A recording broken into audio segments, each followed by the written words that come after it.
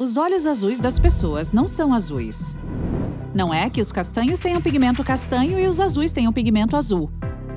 A íris do olho, a parte que tem uma cor, consiste em duas camadas, a frontal e a posterior, e outra camada entre elas, o estroma. Cada uma delas contém um pouco de melanina, um pigmento presente no corpo que determina a cor da pele, do cabelo e dos olhos e que protege esses órgãos do sol.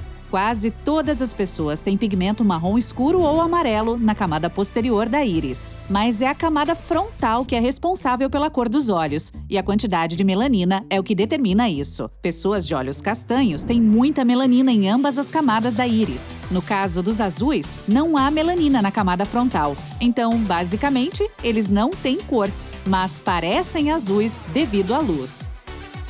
É assim que acontece.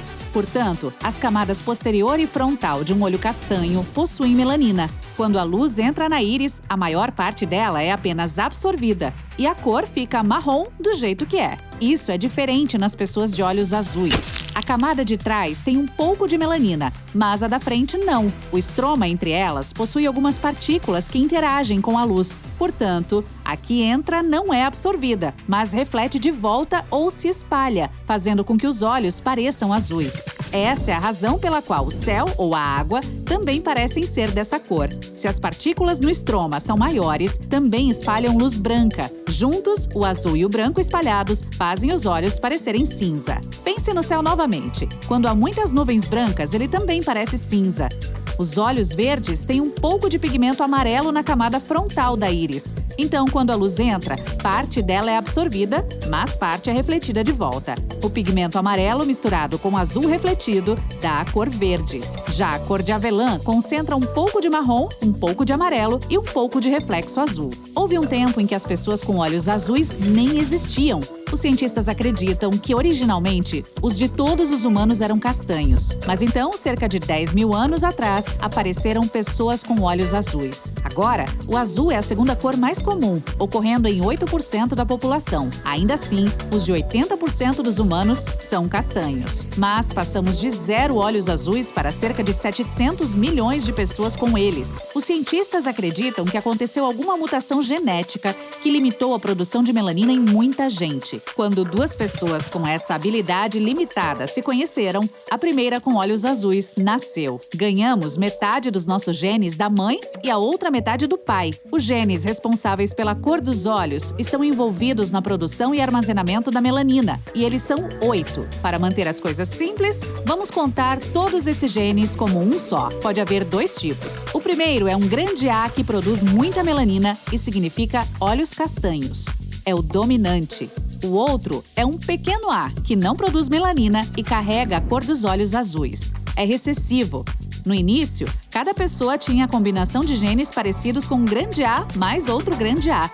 Cada geração seguinte recebeu um grande A da mãe e um grande A do pai, e todos tinham olhos castanhos como resultado. Aí, quando a mutação aconteceu, algumas pessoas receberam um gene recessivo dos olhos azuis, um pequeno A. Então, algumas delas passaram a ter a combinação de um grande A e um pequeno A.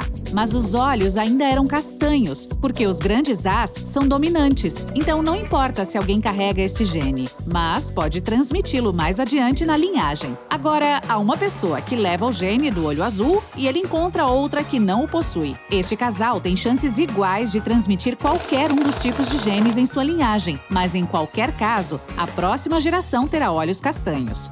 Porém, se a pessoa que carrega o gene da baixa melanina encontrar outra que o carrega, a história será diferente.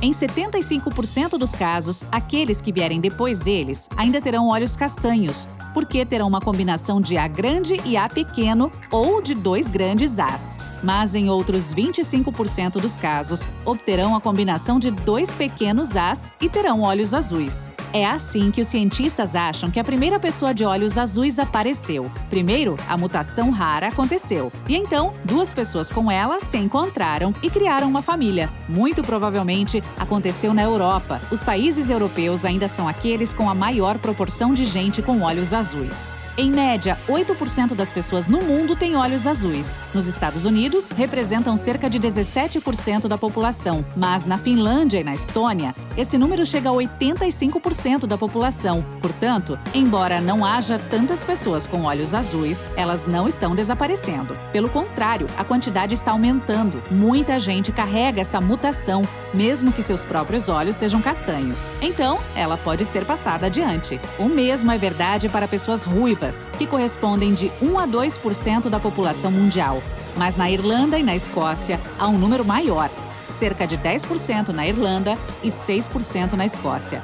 O cabelo ruivo também é devido a uma mutação que causa uma diminuição na produção de pigmento escuro, a eumelanina, de modo que as pessoas com essa característica costumam ter pele pálida. A mesma mutação também aumenta a produção de feomelanina, pigmento que deixa os cabelos ruivos. Esse pigmento também é responsável pelas sardas, uma forma de a pele se proteger do sol. Sob a exposição solar, as células começam a produzir mais melanina para tornar a pele mais escura e protegê-la. É por isso que as pessoas têm mais sardas durante a época de maior intensidade do sol no ano. Assim como nos olhos azuis, a mutação para os cabelos ruivos é recessiva e algumas pessoas carregam genes sem saber. Nunca sabemos o que temos em nós, por isso é difícil prever como será a aparência de nossos descendentes. Poder beber leite e consumir laticínios é um privilégio que algumas pessoas conquistaram graças a outra mutação. Milhares de anos atrás, quando os humanos envelheciam, perdiam a capacidade de digerir leite e produtos lácteos porque desenvolveram intolerância à lactose. Ninguém podia ingerir um copo de leite sem se sentir pelo menos um pouco enjoado depois. Isso até cerca de 12.000 a 10.000 anos atrás, quando a agricultura se tornou uma grande parte da vida das pessoas e outra mutação ocorreu. Isso criou uma tolerância à lactose, permitindo que os adultos digerissem a lactose sem nenhum problema. Imagine todas as pessoas com cabelos e cores de olhos diferentes, com corpos, rostos e narizes diferentes. Somos todos diversos, mas os humanos são 99,9% semelhantes em seu genoma. Todas as diferenças entre nós devem-se a apenas 0,1% da variação no genoma. Também compartilhamos cerca de 96% do nosso DNA com o chimpanzé e cerca de 90% com o gato doméstico abissínio. As mutações nos fizeram quem somos. Milhões de anos atrás, mutações em 2 genes começaram a construir proteínas que moviam a glicose dos músculos para o cérebro. Esse fluxo impulsionou o desenvolvimento do cérebro e o tornou maior. Outra mutação que aconteceu um pouco mais tarde aumentou a destreza dos humanos, tornando possível controlar melhor nossas mãos e, eventualmente, escrever. Uma mutação que ocorreu há cerca de 3 a 4 milhões de anos ajudou a nos livrarmos da maioria dos pelos do corpo. Com a seguinte, aprendemos a falar.